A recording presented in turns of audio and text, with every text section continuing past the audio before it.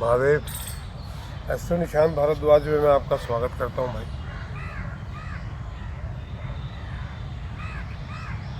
Congress party, मुझे एक बार गांधी जी ने कहा था कि देश की स्वतंत्रता के बाद कांग्रेस को ख़त्म कर देना चाहिए, अन्यथा ये देश के लिए घातक सिद्ध होगी। आपने गांव में पुराने टाइम में देखा होगा, आज तो मुझे पता नहीं होता है कि नहीं होता, दूल्हे का बाप जब दूल्हे की बारात निकलती थी या निकासी निकलती थी तो उसके ऊपर एक थैली में सिक्के रखता था और वो सिक्के उसके ऊपर से फेंकता था। और बहुत सारे लोग जो हैं, बच्चे जो है, इस उम्मीद में रहते थे कि नीचे गिरेंगे तो हम उठा लेंगे। और उसी में 4 लोग चद्दर पकड़ के ऐसे चल रहे होते थे कि वो जैसे दूल्हे का बाप करे वो चारों तरफ से चद्दर ऐसे कर दे और वो ऊपर से उठा ले।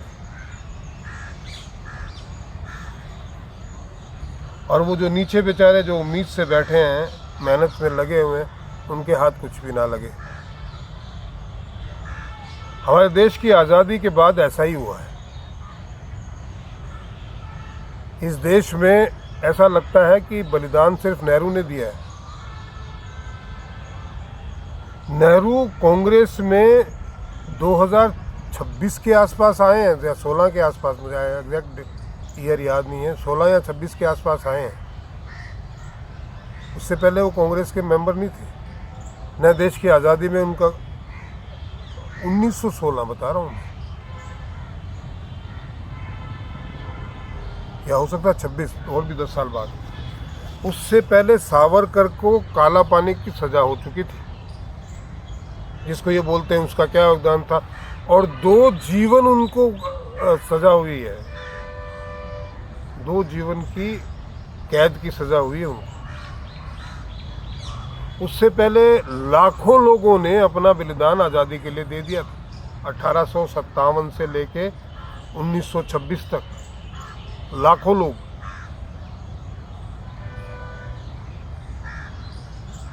और आज़ादी के जब मिलने का टाइम आया तो नेहरू जी के चहेते थे, गांधी जी के चहेते थे नेहरू जी, और सारा कुछ। लोगों ने सरदार पटेल को वोट दिया प्रधानमंत्री के लिए, गांधी जी ने ज़बरदस्ती इनको बनवा दिया। उससे पहले सुभाष चंद्र बोस जीते थे, गांधी जी ने ज़बरदस्ती इनको कांग्रेस का प्रेसिडेंट बना दिया। गांधी जी का इनसे विशेष प्रेम था, उसका कारण मुझे समझ में नहीं आता। इस आदमी ने अपनी विभाजन में कितने लोगों को मरवाया था, देश का विभाजन करके।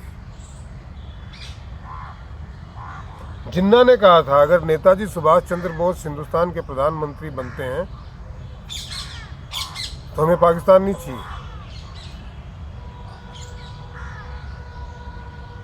उस नेताजी सुभाष चंद्र बोस का तो नाम भी इनको लेना गवारा नहीं था। सावरकर को तो आज भी गालियां देते हैं। देश में इमरजेंसी इन्होंने लाई, देश का विभाजन इन्होंने कराया, लाखों लोग मरे हैं। और आज जाके राहुल गांधी कहते हैं कि सेकुलर पार्टी है मुस्लिम लीग।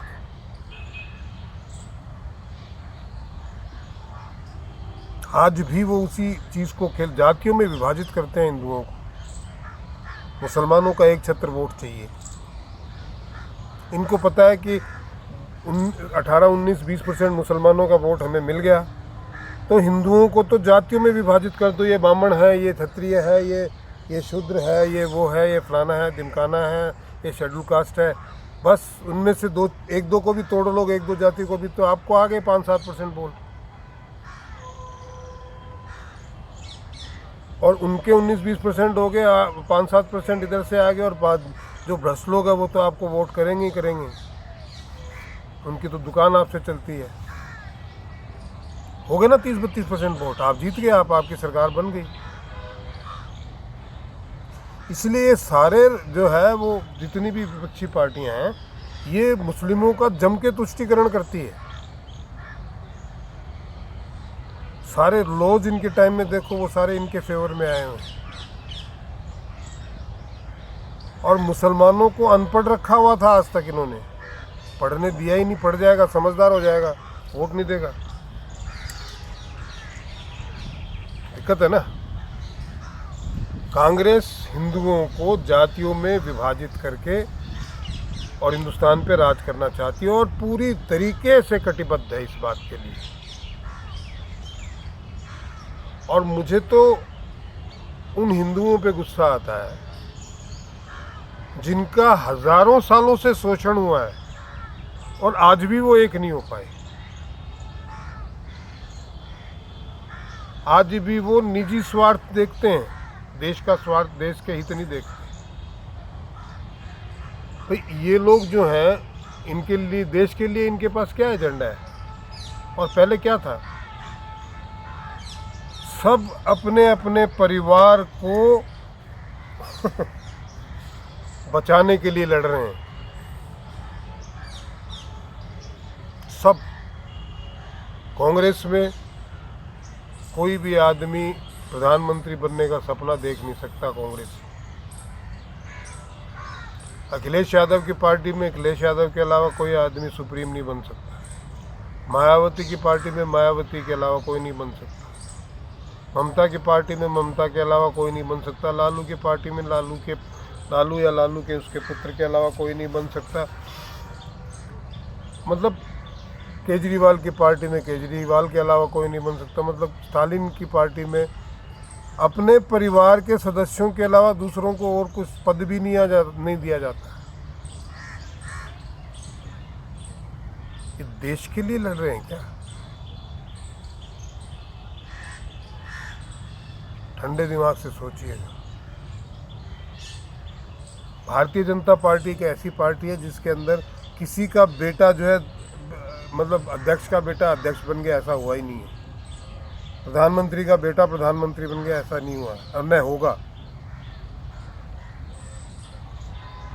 इसलिए कुछ बुनियादी चीज़ें अच्छी लगती हैं। और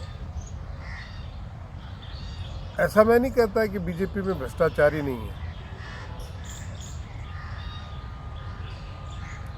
और मूल रूप से भ्रष्टाचारी नहीं है। जो कांग्रेस से उसमें गए हैं वही भ्रष्टाचार उसमें भी करते हैं, और जो बीजेपी वाले कर रहे हैं उनको भी उन्होंने ही सिखाया है कि ऐसे करते हैं। मूल रूप से जो डीएनए भ्रष्टाचार का नहीं है।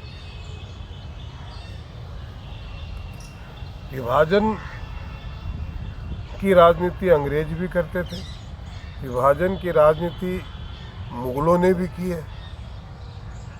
हिंदुओं को जातियों में बांटा है और उनको इस बात के ऊपर डरा के या फिर मार पीट के वो मुसलमान बनाते थे, या हिंदुओं की आपस में जातियों में बांट के शूद्रों को अलग से ये उसको, ऐसा कुछ था ही नहीं, कोई सिस्टम ही नहीं था। और जिस मनुस्मृति की बात करते हैं उसमें ऐसा कुछ नहीं लिखा हुआ।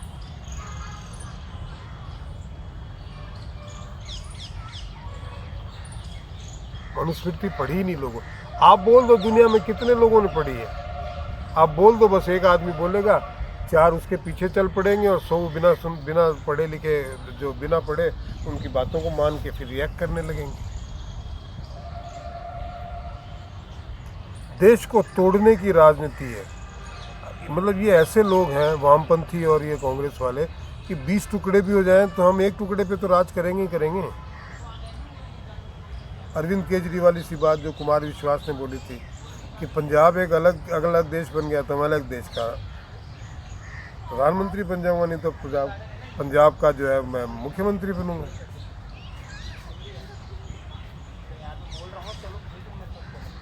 लेकिन समय ऐसा आ रहा है कि इनका कुछ चलने वाली है नहीं, ये भी मैं आपको बता दूं।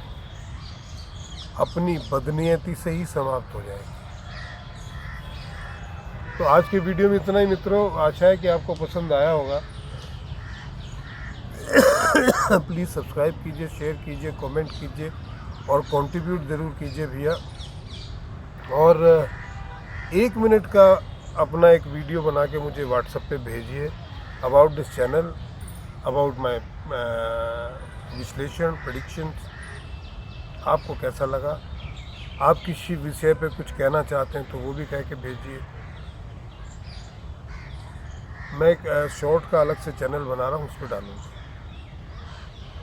महादेव।